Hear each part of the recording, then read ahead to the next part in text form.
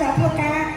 ចុះ MOU ជាមួយនឹងប្រទេសចិនខាងទៀតផងចាអរគុណចាឥឡូវនេះរីករាយទស្សនានៃការសម្ដែងពីសិស្សានុសិស្សរបស់យើងជាបន្តផងដែរ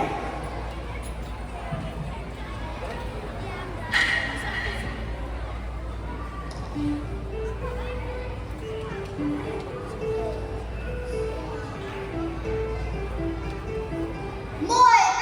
cho kênh Ghiền Mì Gõ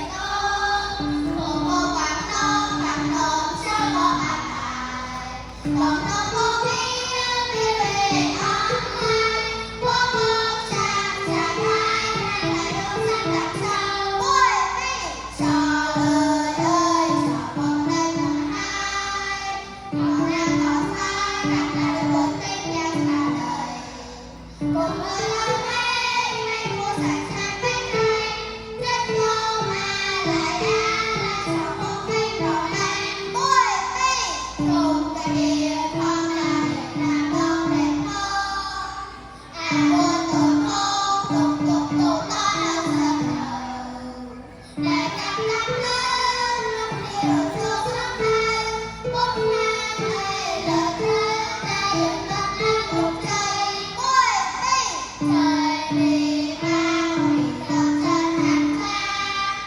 không bỏ lỡ